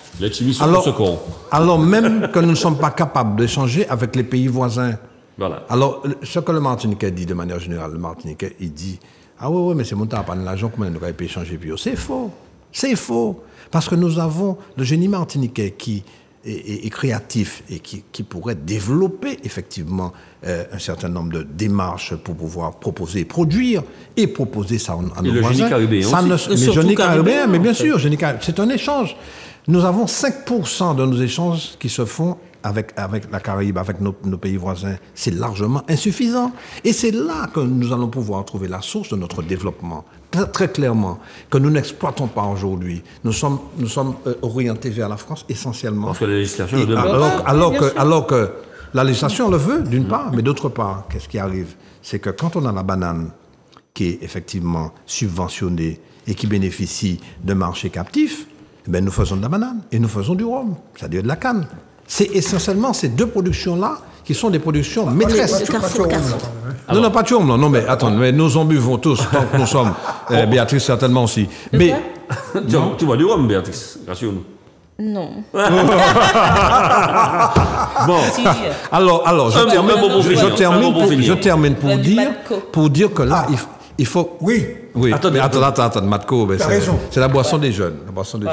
Ouais. Matko. Enfin bref. S'il vous plaît. Et donc, ce que je dis, c'est que là, il faut absolument explorer ces nouveaux champs-là. Si nous ne le faisons pas, nous restons dans l'exclusif avec la France, on est mort. Et ça, je vous le dis, on est mort. En tout cas, si nous sortons de la France, par rapport, c'est qu'on nous fait un référendum, puisque il y a un cinéma de congrès qui fait là pendant l'année 2023. Ça, moi, je regretter, c'est que, oui, je bien dire, un cinéma de congrès, que des noms comme Michel, des gens qui quand même au combat, Ils n'ont pas venu défendre position yo pour dire Martiniquais en euro 74. Parce que finalement, la moitié c'est lui a décidé de pas aller. Ils font une réunion avant, et puis les joueurs pour arriver pour dire en position, ils étaient absents, on va pas tirer dehors. Non, mais je te remercie. C'est encore une couverte. Je t'ai vu démarrer, et puis finalement, tout change. Donc finalement, ça nous a dit très clairement, c'est que il faut qu'arrêter et puis les illusions. Bah oui. Il y a une réalité économique en disant Caraïbes là, regardez alentour nous, et puis nous voyons que finalement, si nous les maintenons niveau de vie sociale là, pas ni d'autres options qui diraient dans la France et dans l'Europe. Et ça, oui, non, mais avec la Caraïbe. et si on veut maintenir le niveau économique subventionné, ensuite, maman là, hein? on a dit autant il oublie. Non, mais Fred, si pas ni Martiniquais qui créait entreprise, qui créait activité, les moments là qui est parti au péché viré. Mais que soit donc ça moi les doux c'est que faut qu'on garde, moi pas ça si vous avez essayé faire, mais moi j'ai essayé faire pour essayer vendre des bagailles, bah c'est gouvernement et bah c'est entreprise à côté là. Ça tout le monde regarde, c'est que nous panions les capacités d'investissement pour acheter les produits. Mais les conditions ne sont pas réunies, Fred. C'est ça, les conditions ne sont pas réunies. Voilà. Stop. Ça va faire l'objet de notre débat. Alors, le dernier thème, parce que Grégory va me tirer les oreilles, c'est... enfin, l'avant-dernier, la prise d'otage. Je veux commencer par ça quand même. La prise d'otage d'une télévision en direct par les narcotrafiquants. Je me permets de faire une petite introduction. Donc l'Équateur a toujours été un pays plutôt tranquille, 25 millions d'habitants, qui produit un petit peu de pétrole et de la canne. Et puis ne voilà-t-il pas qu'encadré par deux voisins turbulents que sont la Colombie et le Pérou, eh bien il y a l'Équateur qui devient une sorte de plateforme d'exportation de la drogue. Et donc il y a un guerriero qui s'appelle Adolfo Macias, qui était emprisonné à Guayaquil et qui a été libéré, qui s'est échappé. Aujourd'hui, on se retrouve face à une population de gangs extraordinairement armés. Ce sont des armées véritablement. Il paraît qu'il y a entre 8 000 et 12 000 guerrieros qui sont prêts à faire le feu avec l'armée. Et l'armée est démunie face à cette situation-là. Donc, je vais regarder Fred et lui poser la question. Je te donne la parole après.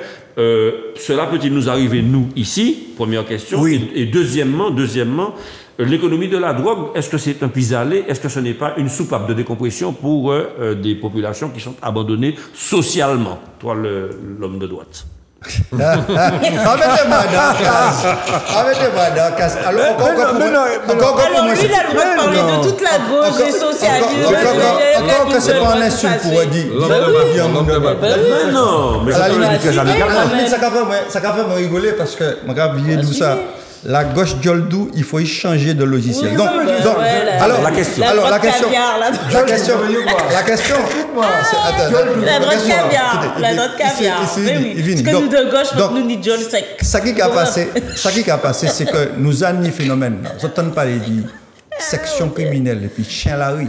Oui, en Guadeloupe. Des gangs Guadeloupe, mais qui nient des ramifications Martinique. Et alors qu'il a décidé qu'il y a ouvert des succursales en France. Parce qu'ils ont commencé à libérer un certain nombre de parmi eux, puisque Guadeloupéens même t'ont demandé qu'ils étaient voués dans la Jole en France, puisque ils étaient polluer la jeunesse, Guadeloupe, etc. Notamment pendant le Covid là, c'est ces gens-là qui t'ont demandé ces entreprises-là rançonner pour peut-être ça rester ouvert. Donc ça peut nous arriver. Donc ça a en l'air nous. C'est-à-dire que notre connexion qui a fait, c'est puis les gangs haïtiens. Et les gangs Saint-Luciens, ils savent ça aussi. Ils ont coûté Haïti comme moi-même 11 millions d'habitants et nous à 347 000.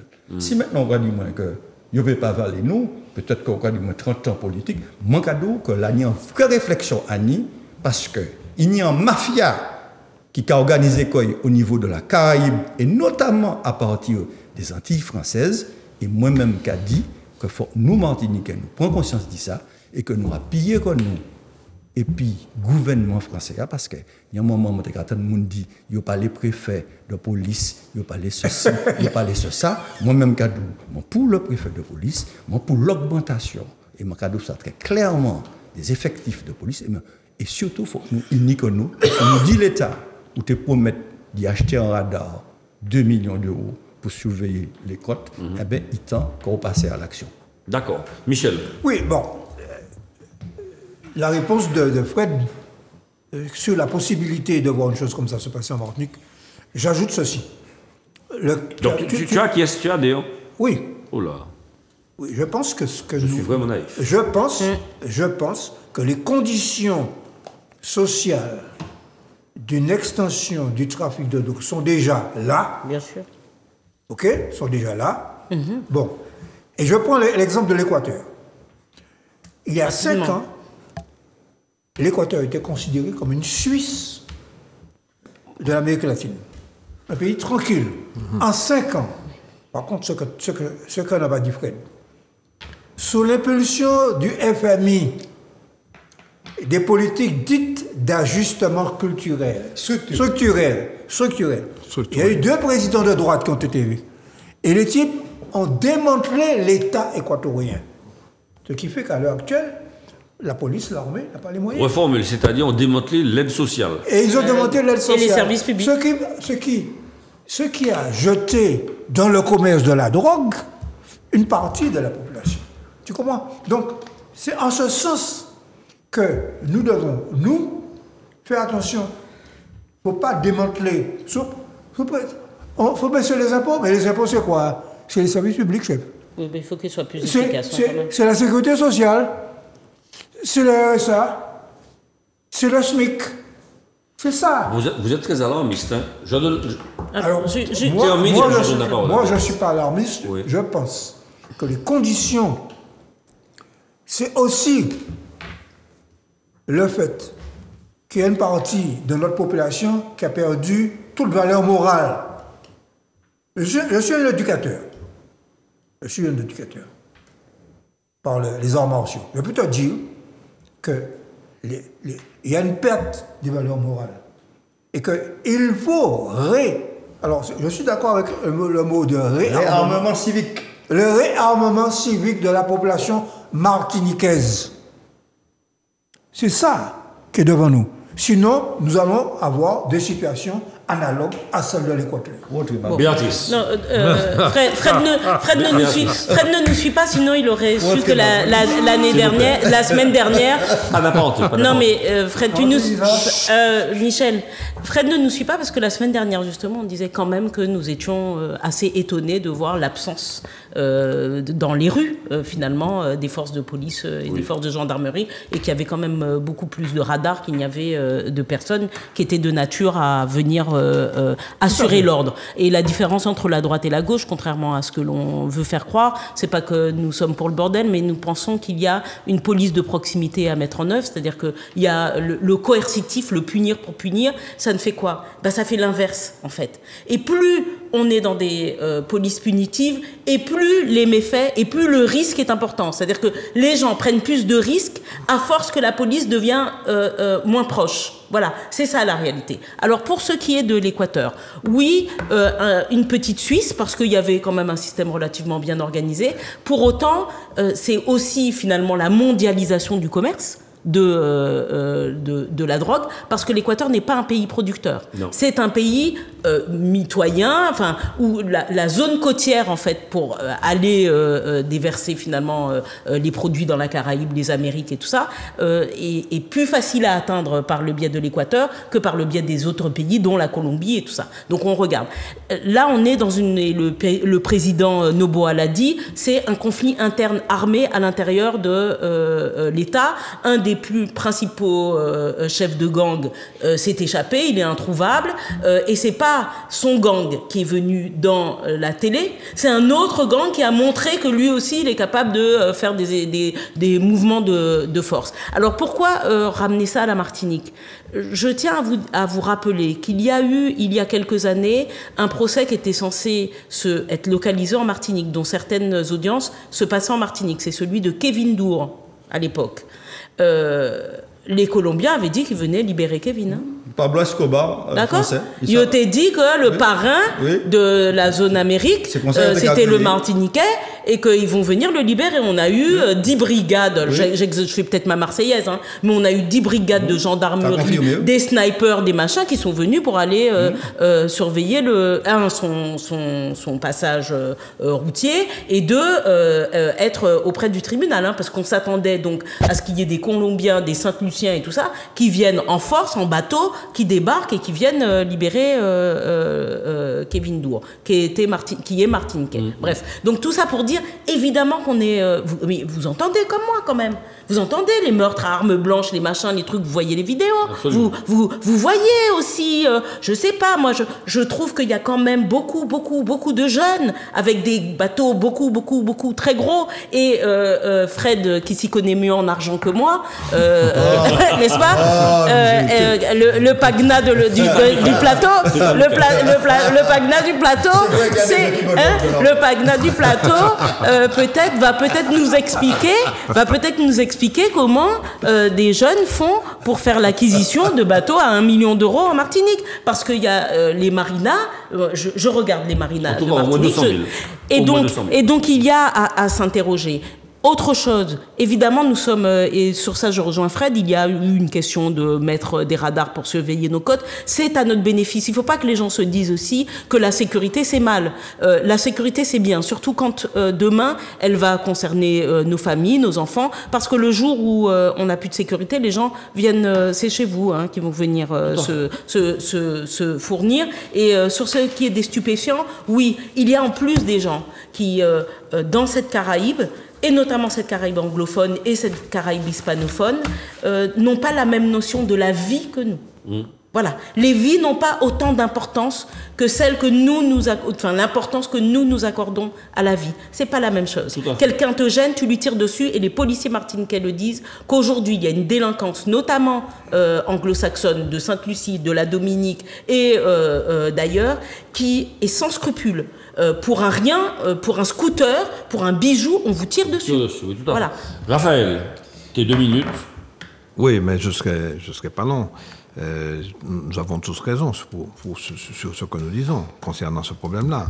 Mais il faut savoir que les gangs prospèrent sur la misère, c'est clair. Bon, mais en Amérique du Sud, on sait très bien que les populations sont dans une extrême précarité, une extrême pauvreté. Donc forcément, ces populations sont ouvertes à ce genre de délinquance, de criminalité, etc.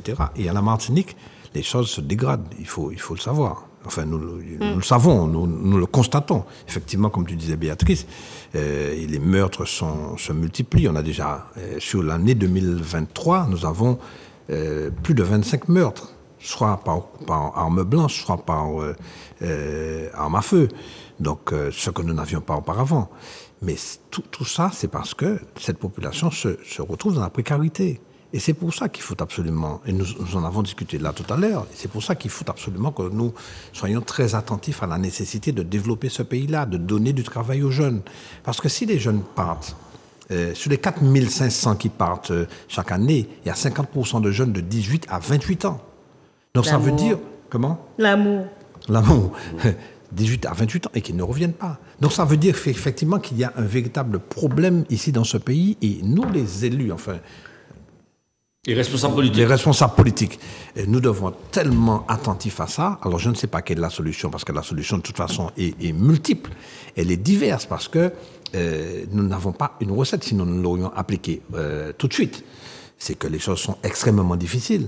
Mais nous devons absolument être attentifs à ça, nous armer pour intervenir dans ce domaine-là, parce que c'est là que se trouve la solution. Bon, voilà. Merci. Béatrice, un mot et puis... Juste parce on a entendu ça pour ce qui était du Premier ministre Attal. On a parlé de jeunisme, qu'il fallait pas faire de jeunisme. Bon, je crois qu'aussi en Martinique, il faut pas faire de vieillisme. Le culte de ceux que les anciens sont ceux qui savent tout parfaitement. Il faut... Ce qui est nécessaire, c'est pas tant qu'il y ait des vieux ou qu'il y ait des jeunes, c'est aussi qu'il y ait du renouvellement. C'est ça qui est important, renouveler les idées, peut-être d'ailleurs en rafraîchissant un peu les équipes, qu'on aura des nouvelles idées. Un mot, Béatrice, mais vraiment un mot là concernant PepsiCo, 7-Up et puis Pepsi, tes boissons préférées. Alors, si jamais la régie est disponible, j'ai fait parvenir des petits visuels et notamment sur la politique faite.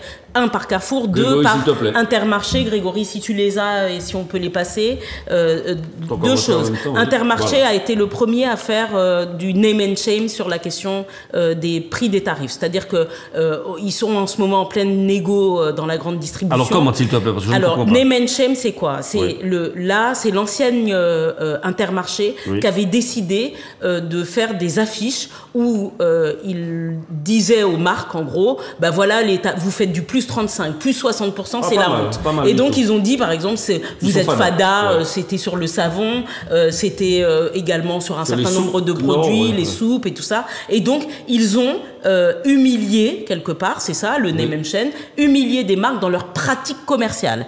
Et donc, qu'est-ce qui se passe? Voilà les exemples. Dove, par exemple. Dove, pourquoi ils ont fait ça? Parce qu'avant, un savon Dove, c'était 100 grammes. Maintenant, c'est 90. Or, le prix a augmenté. Et donc ça, c'est ce qu'on appelle la shrinkflation. Oui. La shrinkflation, c'est vous réduisez la taille. Voilà. Vous rappelez quand on avait un Magnum dans la main, une glace, on était là, bouchou t'es qu'à ouvert, grand, où est l'estomac à force où t'es obligé d'ouvrir l'estomac, bouchou grand. Maintenant, tu t'as fait 2 bouchées, t'as fini avec le Magnum. Pourtant, il est plus cher. Les glaces Egenda, c'était des pots de 500 millilitres. C'est plus que je fais la pub pour les marques, hein, mais c'est des pots de 450 millilitres. Et ça a augmenté. Et donc, Carrefour, dans sa stratégie avec Pepsi, mais avec d'autres marques, a décidé de dénoncer, donc les distributeurs ont décidé de dénoncer un certain nombre de marques qui font de la shrinkflation. Lay's, on sait très bien, hein, les chips, vous avez vu les paquets de chips diminuer, on est passé de 200 grammes à 190 grammes, et pourtant le prix augmente. Et donc les distributeurs ont décidé maintenant de dénoncer, certains distributeurs, en l'occurrence il y a eu Carrefour et Intermarché, ont décidé de dénoncer, on l'a pas vu chez nous, hein, ont décidé de dénoncer certaines grandes marques. Michel. Oui, alors, assez paradoxalement, il y a un distributeur qui représente près de 50% du marché en France qui ne suit pas cette politique, c'est Leclerc. Et pourtant, Leclerc a la réputation d'être une enseigne dynamique, parce qu'ils se sont rendus compte que le choc en retour, c'est que les consommateurs sont attachés aux marques. Et que ça peut jouer sur le chiffre d'affaires. Incroyable. Bon, en réalité... Enfin, c'est la disparition des marques qui fait ça. Alors, bon, le name and shame. Alors, il y a les marques de distributeurs, il y a un combat entre les grandes marques internationales et nationales, et puis les marques de distributeurs. Bon, le problème, c'est que dans l'esprit de beaucoup de consommateurs, les grandes marques nationales ont une meilleure qualité. Et c'est là qu'il y a un problème. À mon avis, c'est les associations de consommateurs qui ne sont pas assez. En France, elles sont beaucoup plus puissantes qu'ici. Ici, malheureusement, il y avait une association de consommateurs qui a rendu l'âme. Donc, c'était quelqu'un de dynamique, Madame Marie. Oui. Bon. C'est l'ASSO qui a rendu l'âme. Hein? Je précise que c'est l'association qui est terminée. Alors, Madame Marie est bien vivante. Pour terminer, ce que je peux dire quand même, la ministre, Madame Grégoire, secrétaire d'État à la consommation, a quand même pris une mesure, pour une fois, c'est de sanctionner, et ça c'est quand même pour une fois, ça va jusqu'à 75 000 €, de sanctionner les entreprises qui se livrent à cette réduction. Donc, répète, quelle réduction? Donc la fameuse shrinkflation. Alors, il y a les femmes martiniquaises peuvent comprendre. C'est un décret qui a été pris et qui a été intégré. Bon, je continue à suivre ça, malgré que je ne sois plus à la direction de la concurrence. C'était intégré dans le code de commerce, dans le code de la consommation. Donc, il faut que les consommateurs sachent maintenant que quand ils voient ça, il n'y a pas seulement la politique des grands groupes capitalistes qui se bouffent le nez entre eux. Bon, on peut s'adresser à l'administration de l'État qui s'appelle la DUTS, la Direction de l'entreprise, De l'emploi. de l'emploi, du travail et des solidarités, qui est chargée d'appliquer le Code du commerce. D'accord. Fred, alors, name and shame, c'est dénoncer pour la honte. C'est hein, ça, voilà. on va dénoncer, voilà. Mais, Name and là, j'ai pris une cité, c'est tout à pas mettre trop psychologique, il est très bon. Il y a le marché à mener une cité à Bagaïnou. Surtout les pieds mangou a commencé à porter aussi, dans le nord, notamment. Bon, on commence à la rue Bolaout là, quand le mangou a terre à fait chien. Donc, peut-être faut nous mettre comme nous à manger ça nous a produit, à boire ça nous a produit. Je ne vais pas tirer des personnes. Très bien. Celle que je vais dire aussi, c'est que c'est mon engagé de l'argent. Faut que les agriculteurs verser subventions. Mettez un fonds de préfinancement pour maman là, pour maman là payer ça produit, pour nous payer ça manger, les oranges en mer, les oranges pays. Il y a mandarine, on est à tenir mandarine. Ah oui, il y en avait beaucoup. Mais je vais dire autant bagaille, tout le temps nous bagaille prend conscience. Dit ça, nous pouvons payer les pièces côté. Ça c'est un point de vue macaba. À un moment donné, il faut nous renoncer à un certain nombre de bagailles pour nous produire, pour nous manger bagaille bagaille. Raphaël, tu as le mot de la fin. Le mot de la fin, c'est effectivement... Il a raison. doucement. Rien n'est plus difficile de modifier que les habitudes de consommation. Voilà, le mot de la fin. pour Alors, Raphaël. bien sûr. Alors, Fred me tend la perche sur l'autonomie alimentaire. Hein. Mais, Fred, tu sais très bien, et nous connaissons depuis longtemps, que ça ne s'organise pas comme ça. Il faut absolument qu'il y ait une filière qui se mette en place pour permettre aux Martiniquais, effectivement, de bénéficier, de consommer les produits du pays. Hein. Et puis, s'écarter de tous ces produits qui viennent d'ailleurs PepsiCo. et qui, en fait, finalement... PepsiCo. Alors, j'ai découvert... Attendez. Oui, j'ai découvert, effectivement, en travaillant sur le sujet, j'ai découvert que PepsiCo, c'est plein de produits. C'est une entreprise martiniquaise. Hein, Mais non, mais oui, d'accord, mais c'est Pourquoi plein de c'est aussi produits. cher alors? Eh oui. Bon, ça c'est un autre débat. Bon, enfin voilà, Voilà. je veux terminer sur la nécessité que nous allions effectivement vers une diversification en matière alimentaire, de telle sorte que, effectivement, nous consommions un peu moins de produits venant d'ailleurs. Très bien, merci beaucoup. Et je complète les propos de Raphaël pour dire que l'artisan de cette politique-là, c'est Nicasement Rose, hein, qui parle beaucoup de ce projet-là, hein, du point de vue de l'agriculture, et nous le suivons avec attention. Voilà, mes chers téléspectatrices, téléspectateurs, nous avons fini l'émission. Aujourd'hui, les camarades étaient un petit peu dissipés, mais l'émission s'est bien passée, dans la bonne humeur. Il faut remarquer que c'est de la faute de Mais Fred. ce n'est de la faute de personne, parce que nous T'as sommes pas très trop de contents de l'avoir. maîtrise. Et puis, il a eu fort à faire, parce que Béatrice, Michel et Raphaël Lui ont répondu. Non, mais vous toupez. On leur Voilà, a exactement. répondu poliment. Poliment, amicalement. Voilà, en tout Presque. cas, merci beaucoup pour votre émission. L'émission s'achève. Je vous souhaite une excellente soirée, un bon week-end. Et nous vous retrouvons la semaine prochaine pour une nouvelle émission sur le kiosque, sur Zouk Télévision. Bonne soirée à tous et à bientôt. Au revoir.